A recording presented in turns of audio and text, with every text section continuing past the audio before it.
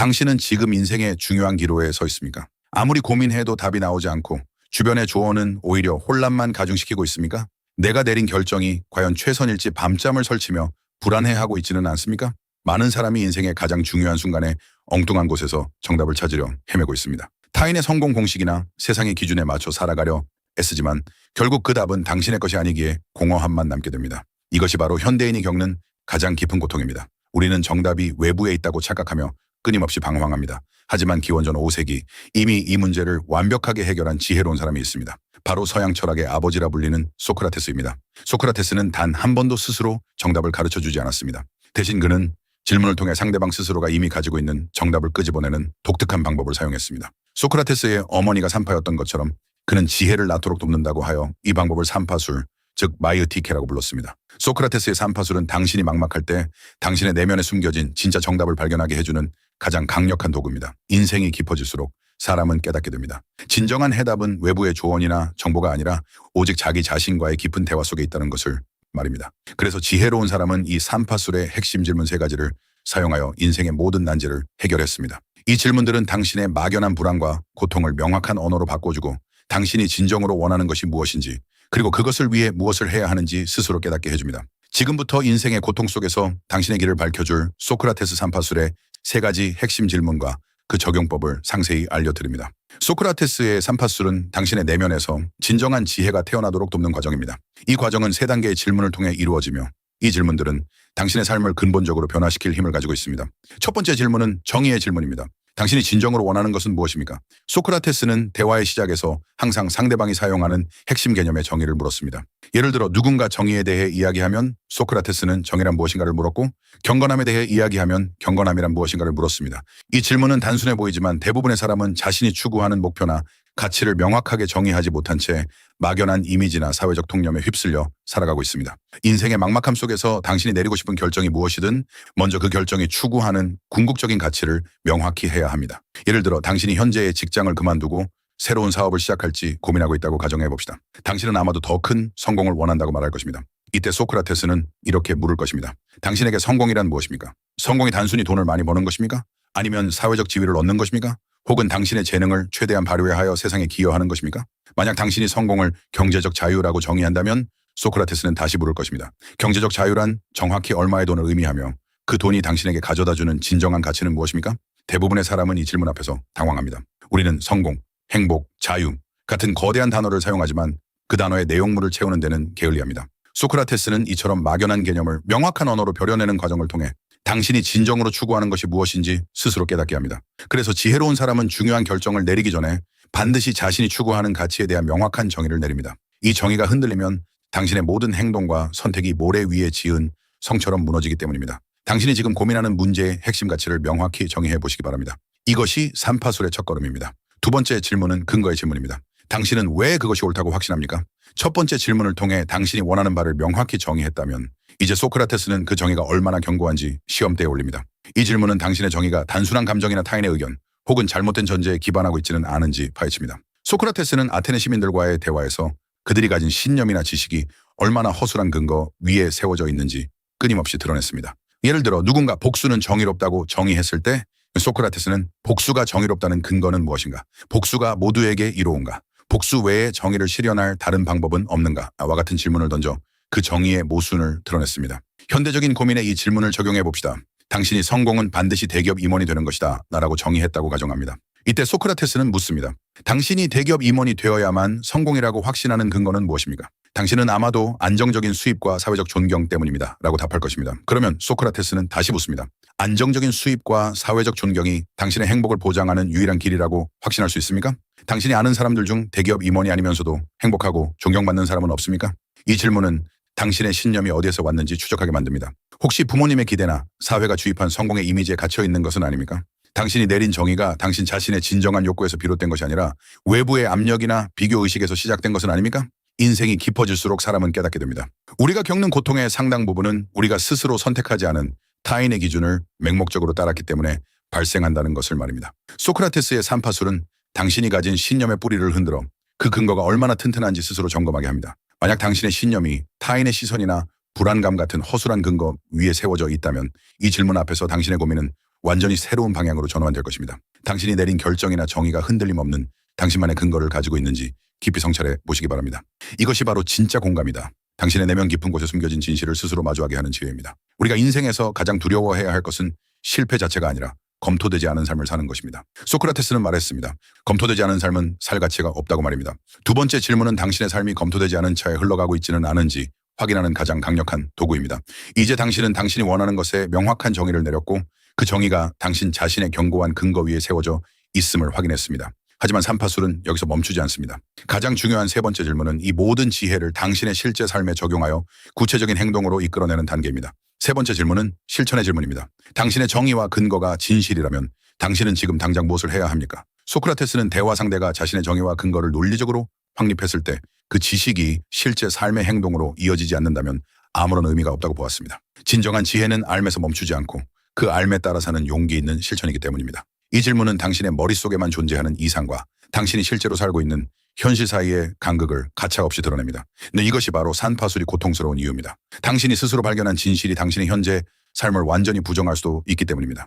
예를 들어 당신이 첫 번째 질문을 통해 진정한 성공은 가족과의 시간과 건강을 지키는 것이다 라고 정의했습니다. 그리고 두 번째 질문을 통해 이것이 외부의 시선이 아닌 나의 내면에서 나온 견고한 진실이다 라고 확인했습니다. 그렇다면 소크라테스는 세 번째 질문을 던집니다. 당신의 정의가 진실이라면 당신은 왜 여전히 주말에도 쉬지 않고 일하며 가족과의 약속을 미루고 있습니까? 당신의 행동은 당신이 스스로 내린 정의와 모순되지 않습니까? 이 질문 앞에서 우리는 변명할 수 없습니다. 우리는 종종 자신이 무엇을 원하는지 알고 그것이 왜 옳은지 논리적으로 설명할 수 있지만 실제 행동은 그 지식과 완전히 동떨어져 있습니다. 소크라테스는 이 모순을 해결하지 않고서는 진정한 행복이나 만족에 도달할 수 없다고 보았습니다. 그래서 지혜로운 사람은 자신의 신념과 행동이 일치하지 않을 때 가장 큰 고통을 느낍니다.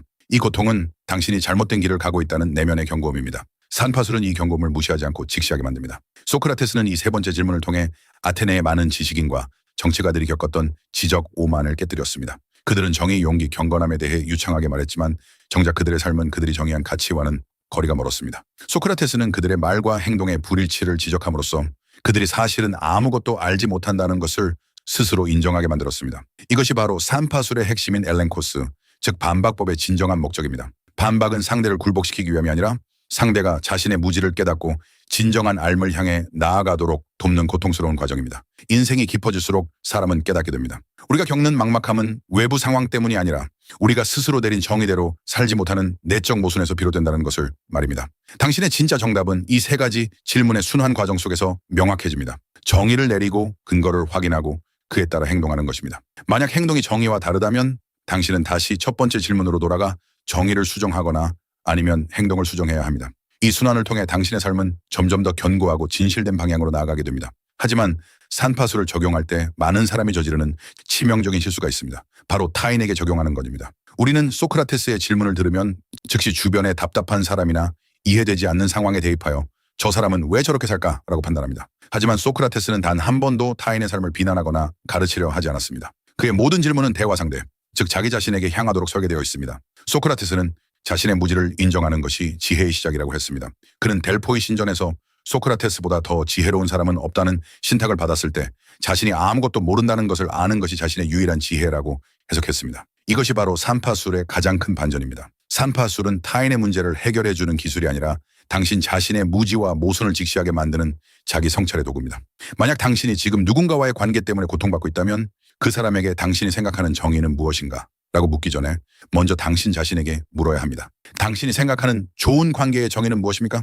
당신이 그 정의대로 행동하고 있다는 근거는 무엇입니까? 당신의 정의가 진실이라면 당신은 지금 당장 그 관계를 위해 무엇을 다르게 해야 합니까? 우리는 타인을 바꾸려 노력하지만 결국 우리가 바꿀 수 있는 것은 오직 우리 자신의 행동과 태도뿐입니다. 소크라테스의 산파술은 이 냉정한 진실을 깨닫게 합니다. 진정한 강자는 분노를 침묵으로 삼키고 지혜로 승화시킵니다. 당신의 삶이 막막할 때 외부의 조언을 구하기 전에 이 세 가지 질문을 당신의 내면에 던져보시기 바랍니다. 당신의 내면에는 이미 모든 정답이 준비되어 있습니다. 다만 그것이 세상의 먼지에 가려져 보이지 않을 뿐입니다. 이제 우리는 이 세 가지 질문을 통해 당신의 삶의 가장 깊은 고통을 해결했던 역사적 인물들의 구체적인 사례를 살펴볼 것입니다. 그들이 어떻게 산파술을 적용하여 인생의 난관을 극복했는지 알게 된다면 당신의 현재 고민은 더 이상 막막한 문제가 아니라 해결해야 할 명확한 과제로 바뀔 것입니다. 우리가 산파술의 세 가지 질문을 통해 얻는 지혜가 얼마나 강력한지 보여주는 가장 극적인 사례는 소크라테스 자신의 삶, 그리고 그의 마지막 순간에 있습니다. 기원전 399년 소크라테스는 아테네 법정에서 사형 선고를 받았습니다. 그의 죄목은 청년들을 타락시키고 국가가 인정하는 신들을 믿지 않았다는 것이었습니다. 그는 자신의 목숨이 걸린 이 순간 자신의 삶 전체를 걸고 삼파수를 적용했습니다. 첫째, 그는 자신의 삶의 정의를 다시 확인했습니다. 그에게 삶이란 무엇이었습니까? 그것은 진리를 탐구하고 시민들이 자신의 무지를 깨닫도록 돕는 것이었습니다. 그는 이것이야말로 신이 자신에게 부여한 사명이며 아테네를 위한 가장 큰 봉사라고 정의했습니다.